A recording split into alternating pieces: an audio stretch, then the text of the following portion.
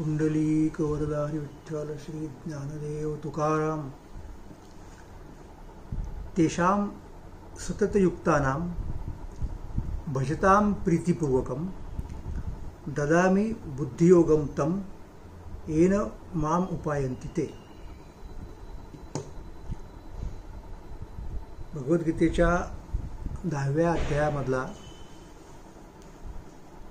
हा श्लोक आहे. 10वा श्लोक आहे. 10व्यामधला 10वा आणि महत्त्वाचा आहे, कारण 10व्या अध्यायामध्ये विभूती योग सांगितला आहे. आता विभूती म्हणजे काय म्हणू शकतो आपण? विभूती म्हणजे सगळं विश्व परमात्म्याचाच आविष्कार आहे. ओतप्रोत भरलेलं आहे. प्रत्येक वस्तूमध्ये तुम्हाला ते चैतन्य आहे. हे तात्विक पातळीवरती लोक सांगतात. त्याचा अनुभव घेणं अवघड आहे.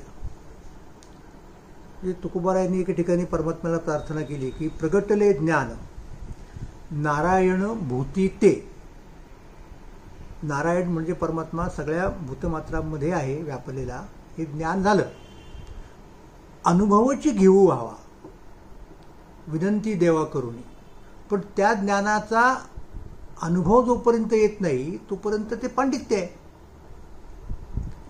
म्हणून व्यापकपणा परमात्म्याचा परमात्म्याने सांगितला पहिल्यांदा, आणि त्याला अनुलक्षून हे श्लोक आहेत. पण त्यातनंच अर्जुनाच्या मनात अशी जिज्ञासा निर्माण झाली. म्हणजे कसं आहे की हे सगळं तू म्हणतोस ते खरं आहे, पण एकदम सगळ्यात मुंगीमध्ये परमात्मा हे कसं काय कळायचं लोकांना? इतका क्षुद्र जीव. मग अशा काही काही ठळक गोष्टी सांग की ज्यांच्यामध्ये काही एक दैवी अंश आहे असं पाहिल्या वाटलं पाहिजे.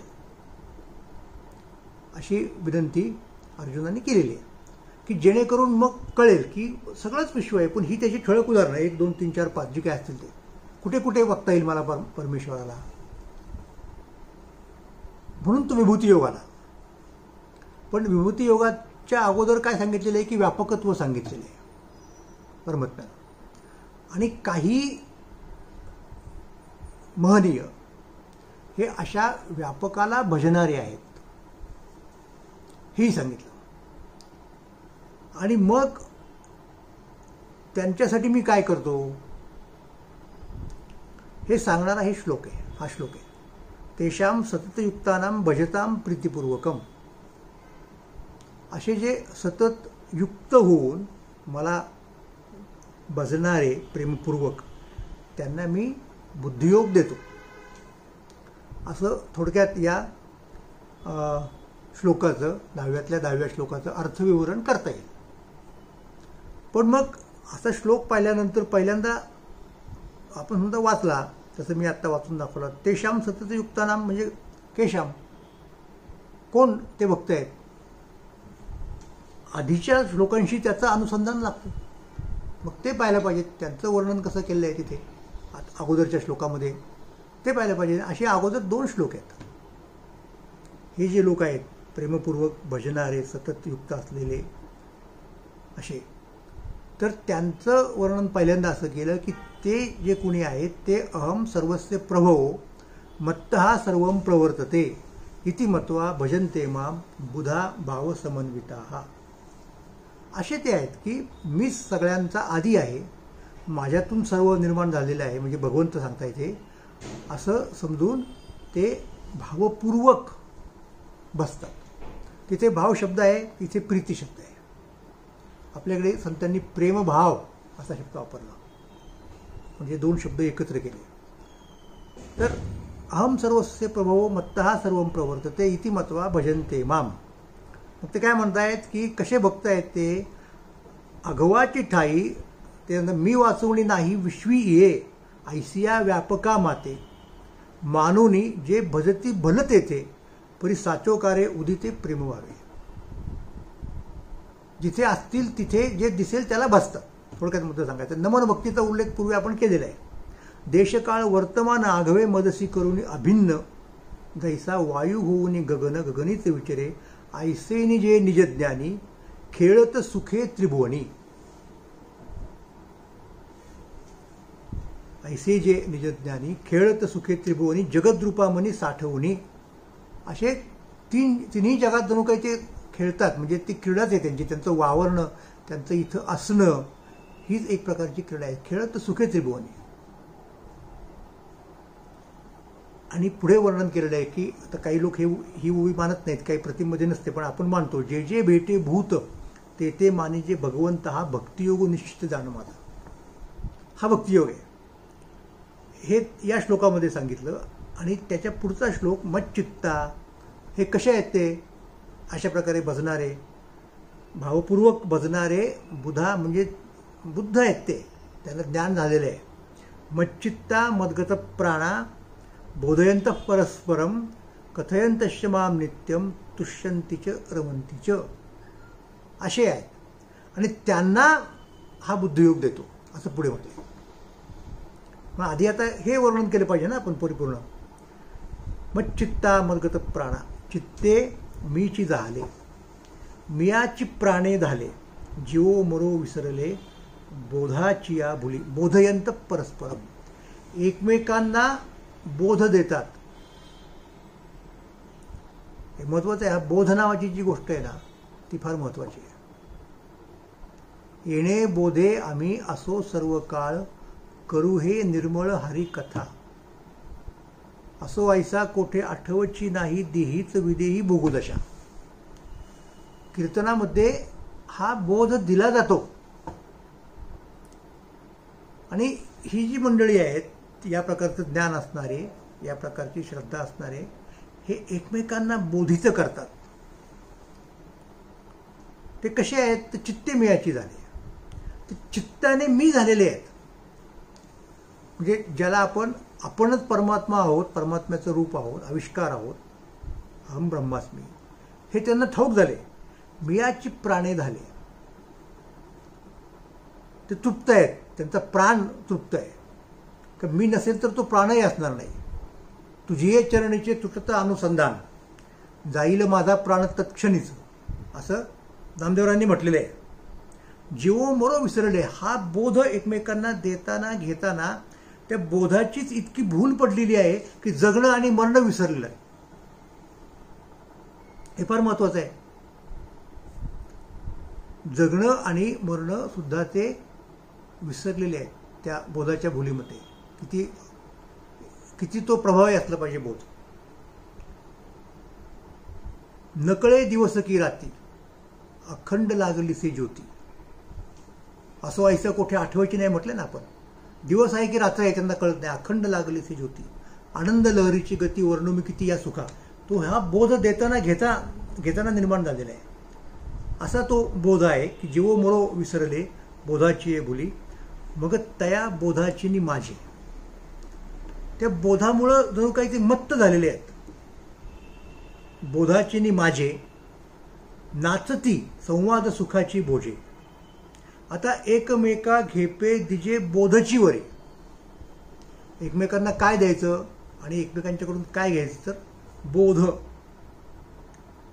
आता कुठल्या प्रकारचा बोध आहे? मला वाटतं मी मागच्या एका प्रवचनात सांगितलं होतं की दोन प्रकारचे बोध साधारणपणे आपल्या परंपरेमध्ये आहेत. एक भेदाचा आणि एक अभेदाचा. आणि यांचा जो बोध आहे तो याच्यापेक्षा वेगळा आहे. तो भेदाचाही नाही आणि अभेदाचा पण नाही, द्वैताचा पण नाही आणि अद्वैताचा पण नाही. ज्ञानेश्वर महाराजांनी अभंगात सांगितलं आपल्या की आता असो तर हे भेदाभेद, तुमचं भेदही राहू द्या आणि तुमचं अभेदही राहू द्या. तुका म्हणे भेदाभेद गेला वाद खंडुनी. तुम्ही तुमच्यात काय करायचं तो करा, वाद आमच्या दृष्टिकोनातून त्याला महत्त्व नाही.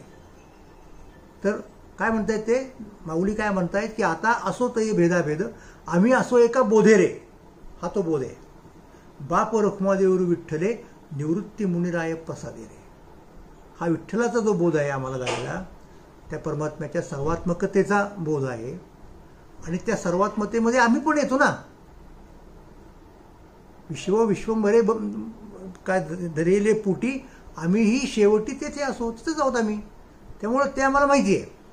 पण तरीही आम्हाला हा बोध एकमेकांना परमात्म्याचा द्यायचा आहे. आणि तो द्यायचं माध्यम म्हणजे संवाद. आणि त्या संवादाच्या माध्यमातून हा बोध देतात घेतात. जैशी जवळिकेची सरोवरे, उचंबळलिया कालवती परस्परे. दोन सरोवर अशी शेजारी शेजारी आहेत, मध्ये काही एक जमीन आहे. अशी कल्पना करा की ह्या दोन्ही सरोवर एकाच वेळेला त्यांना भरती आली, उचंबळायला लागली, किंवा पाऊस पडला, तो याही सरोवरात पडला त्याही सरोवरात पडला आणि भरवून व्हायला लागली. उचंबळलिया कालवती परस्परे. काय होईल की या सरोवरातल्या लहरी लाटा या सरोवरात जातील आणि त्या सरोवरातल्या लहरी लाटा इकडे येतील. उचंबळलिया कालवती परस्परे मग तरंगासी धवळारे तरंगची होती. मग ते तरंगच तरंगाची घरं होती. तरंगासी धवळारे आनंदाचे डोही आनंद तरंग. आनंदाचे अंग आनंद, जे असे तुकोबाराजे म्हणाले ना, त्यांच्या डोळ्यापुढे कदाचित या ओव्या असतील. तरंगासी धवळारे तरंगची होती, तैसी एर एराची मिळणी पडत आनंद कल्लोळांची वेणी. परत म्हटले त्यांनी आनंद कल्लोळांची वेणी. तेथं बोध बोधाची लेणी बोधेची मिळवी. मग असे हे जे भक्त आहेत ज्यांना बोध झालेला आहे आणि ते एकमेकांना बोध देत आहेत, त्यांच्यात कमी कोण आणि जास्त कोण हे कोणी ठरवायचं. ते तुल्यबळ आहेत, समतुल्य आहेत, एक कमी एक जास्त असं नाही.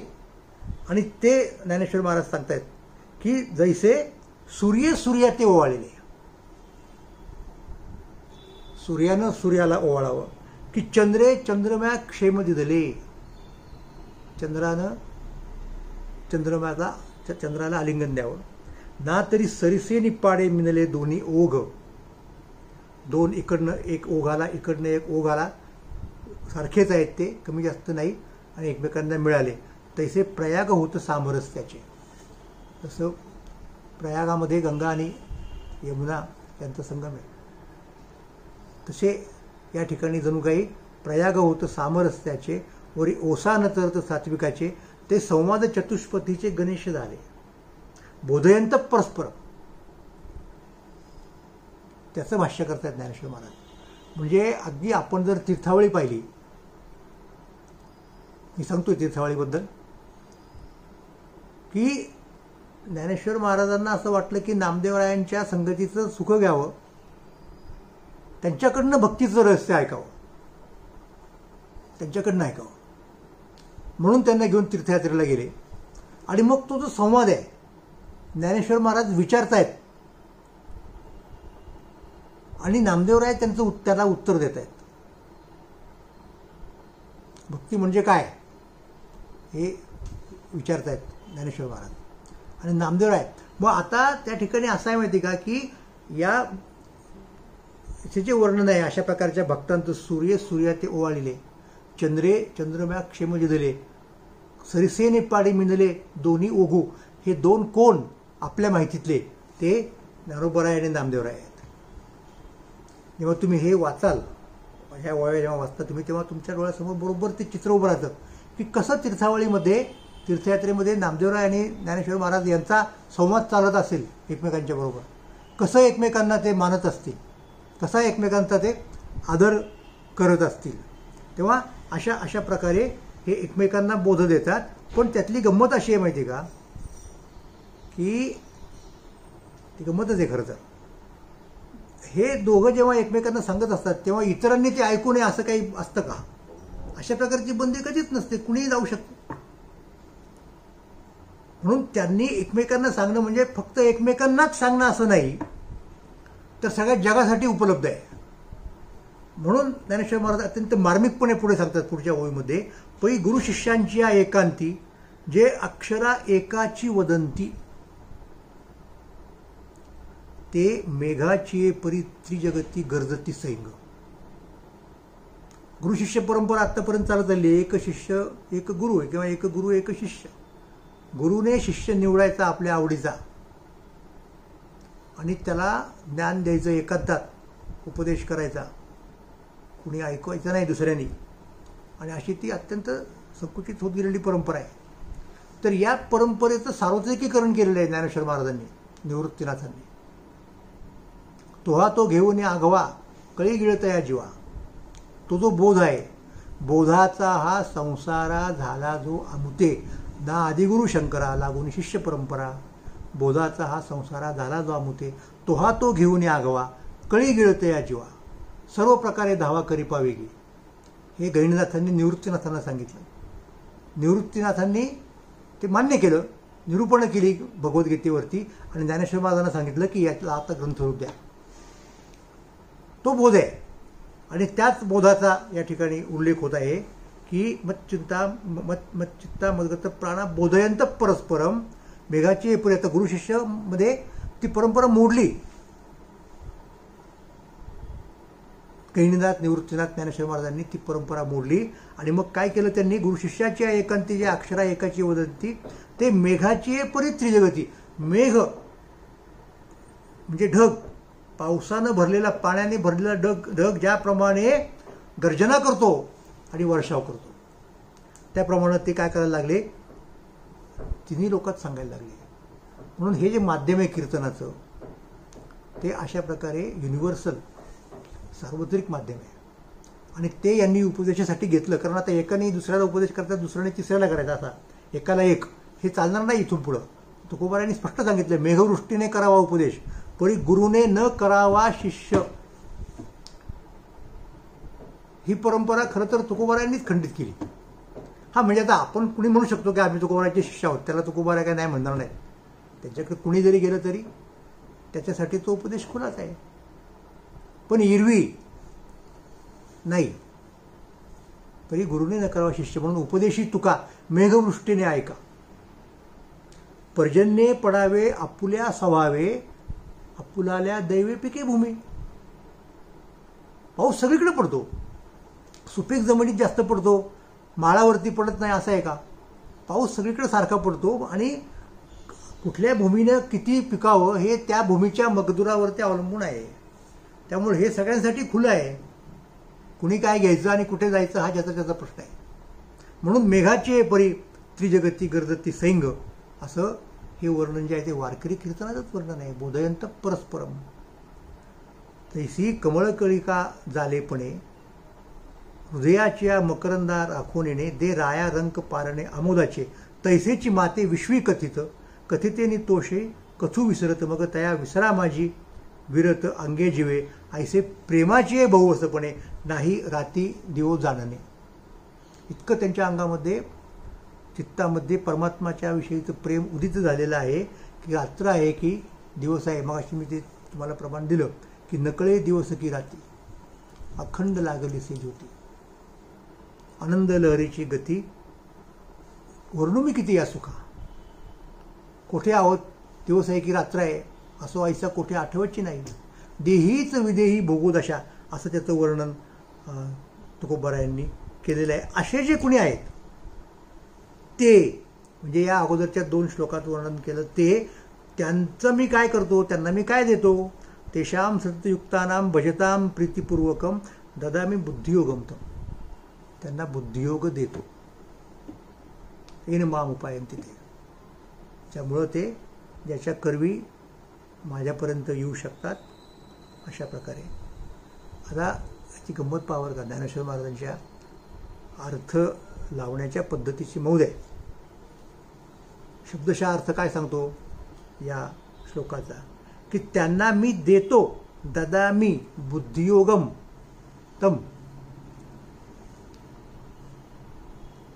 ज्ञानेश्वर महाराजांनी काय केलं माहिती का, मी त्यांना देतो असं म्हणतच नाहीत. ते म्हणतायत की त्या मग जे आम्ही काही द्याव्या अर्जुना पायी ते ठाईचीच ती घेतली अरे आम्ही कोण त्यांना देणार, त्यांनी त्यांच्या कर्तृत्वाने ती मिळवलं, आम्ही दिलं असं तेच म्हणतात की आम्हाला देवाने दिलं. हे जे प्रेम आहे उदाहरणार्थ ते म्हणतात प्रेम देवाचे हे देणे, देवाव जाय जेणे, न धरावी म्हणे शुद्धी देशकाळाची, देशकाळ विसरले कैसे माझ्या गुणी झाले नवाद्या, इथं जीव मरो विसरले.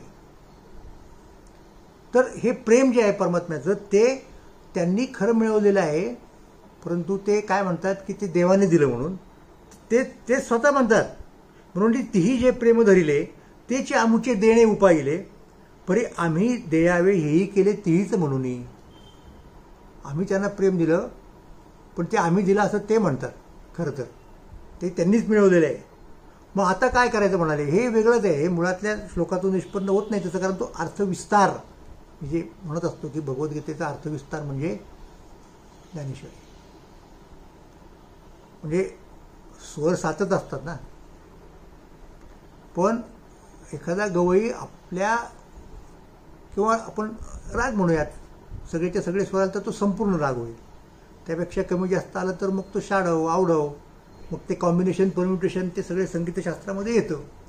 पण त्या जितक्या स्वरांचा राग आहे, आता हे समजा 7 स्वर आहेत, आपण गडीभर गृहीत धरू, सगळेच्या सगळे स्वर एखाद्या रागामध्ये वापरले, शुद्ध वापरले असतील किंवा काय कोमल वापरले असतील वगैरे, तर तेवढेच आहेत.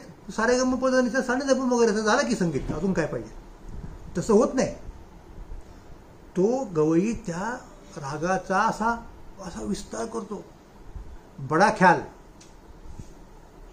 2-2 तास 3-3 तास 4-4 तास एकच राग आळवतात. काय असतं ते, मुळातल्या त्या सुरावटीचा त्यांनी केलेला विस्तार असतो. तसं भगवद्गीता 700 श्लोक ही मुळातली सुरावट आहे, आणि त्याचा ज्ञानेश्वर महाराजांनी काय केलेलं आहे, असा काव्यात्मक विस्तार केलेला आहे. गीता अलंकार नाम ज्ञानेश्वरी, ब्रह्मानंद लहरी प्रगट केली, असं नामदेवरायांनी त्यांच्याबद्दल म्हटलेलं आहे, आपल्याला कल्पना आहे. तर तीही जे प्रेम धरले ते प्रेमच खरं तर, पण ते आम्ही दिलं असं तेच सांगतायत. आता आम्ही काय करणार शेवटी, हा प्रश्न आला ना, काहीतरी तर केलं पाहिजे त्यांच्यासाठी. तिथे ज्ञानोबा सांगतायत की भगवंतांनी असं म्हटलं, आता यावरी येतुले घडे जे तेची सुख आगळे वाढे, आणि काळाची दृष्टी न पडे ते आम्हा करणे. की ते त्यांनी जे प्रेमसुख प्राप्त केलेलं आहे, जो एक प्रकारचा 5वा पुरुषार्थ त्यांनी साधलेला आहे, तर त्याचं रक्षण करणं, त्याला कोणाची दृष्ट लागू न देणं, आणि कोणाची म्हणजे सगळ्यात वाईट दृष्टी काळाची असते, काळाची दृष्टी लागू न देणं, हे आमचं काम आहे, हे आम्हा करणे. आणि त्यासाठी मग उदाहरण देतात की लळयाची या बाळका किरीटी, गवसनी करुनी स्नेहाची ये दिठी, जैसी खेळता पाठोपाठी माऊली धावे. लहान मुलं असतं, त्याला कळत नाही आपण कुठं जायचं नाही, ते धावत राहतं इकडं तिकडं. तर स्नेहाची दिठी करून काय करून, जैसी खेळता पाठोपाठी आई त्याच्या मागे धावते आणि त्याचं रक्षण करते. तो खड्ड्याकडे गेला तर त्याला मागे ओढणार, पुढे दगड असेल तर सांगणारे थांब, ठेच लागेल. हे सगळं कोण करतं, आई करते. त्याप्रमाणे मी करतो. ते जो जो खेळ दावी तो तो पुढे सोनयाचा करून ठेवी, कैसी उपासतेची पदवी पोषित मी जाई. त्यांच्या उपासनेची इयत्ता मी अशा प्रकारे वाढवीत जातो. म्हणजे आता कसं आहे की तो ज्या जो खेळ दाखवतो तो मी त्याची आई सोन्याचा करून दाखवते. म्हणजे काय करते हो, आता इथे ही जी आई आहे ना, ती बऱ्यापैकी श्रीमंत घराण्यातली बरं का. आता मला श्रीमंतांचं माहिती आहे. म्हणजे आपल्याकडे एक प्रसिद्ध नाटक आहे, पूर्वीच्या काळात होऊन गेलं, मृच्छकटिकम, म्हणजे मातीचा गाडा. तर तसं आपण म्हणूयात की समजा अतिश्रीमंताची आई मुलाला जर घेऊन गेली आणि त्या मुलाने समजा एखादा लाकडाचा गाडा पाहिला खेळण्यातला, खेळण्याच्या दुकानामध्ये असताना लाकडाची गाडी असते, किंवा आपण म्हणूयात की ते गाडी बिडी सोडून दिली गोष्ट, एक अशी मोटारीची मॉडेल्स असतात बघा खेळण्याच्या दुकानामध्ये, त्याला असे फिरवलं चावी दिली की ती चालते. पण ते कशाची असतात, ती अशीच असतात, स्टीलची वगैरे, म्हणजे धातूची असतात कुठल्या तरी. आणि त्यांनी हट्ट घेतलं की मला ते पाहिजे, ती मोटर पाहिजे खेळण्यातली. तर ती आई म्हणाली थांब तुला मोटर पाहिजे खेळण्यातली ना, देते, पण जरा थांब 2 दिवस, मी आपल्याकडचा जो नेहमीचा सोनार आहे त्याला सांगते की तू तशा प्रकारची सोन्याची मोटर करून दे, आमच्या सोन्यासाठी ती पाहिजे. तसं हा जो प्रपंच आहे त्याला सगळ्या लोकांनी इतकं हिणकस ठरवलं की त्याच्यात काही अर्थ नाही, त्याचा त्याग केला पाहिजे as early as possible, at the earliest सोडून द्या. पण त्यानं तो हट्ट धरला ना, हा आमचा खेळ आहे, ऐसे जे निजज्ञानी सुखे खेळ तर त्रिभुवनी. मग मी काय केलं, मी त्याच्या दारामध्ये सोन्याचा पिंपळ लावला दयाचे द्वारे सोन्याचा पिंपळ, अंगी ऐसे बोल रेडा बोले. हे कोणी दिलं? हे परमात्म्याने दिलं. उपासतेची पदवी त्याची वाढली पाहिजे. त्याच्याच जोरावरती म्हणाले अवघाची संसार सुखाचा करेल. आनंदे भरण तिन्ही लोक. जो दुःखाचा आहे, ठाऊकची आहे संसार दुःखाचा, तो सुखाचा केला. लक्ष घ्या.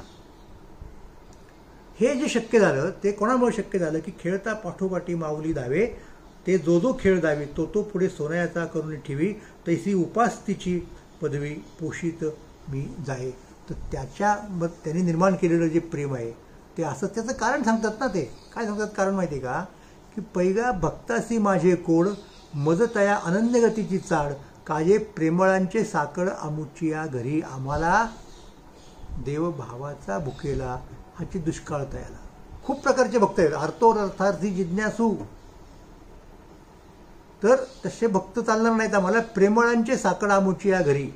हे जे प्रेमळ आहेत आणि ते किती प्रेमळ भक्त आहेत ते सांगतायत ज्ञानेश्वर महाराज. पाहेपा स्वर्ग मोक्ष उपाहिले, दोन्ही मार्ग तयाचे वाहणी केले, आम्ही अंगई शेखे वेचिले लक्ष्मीसी. दोन मार्ग होते, एक स्वर्गाचा मार्ग आणि एक मोक्षाचा मार्ग.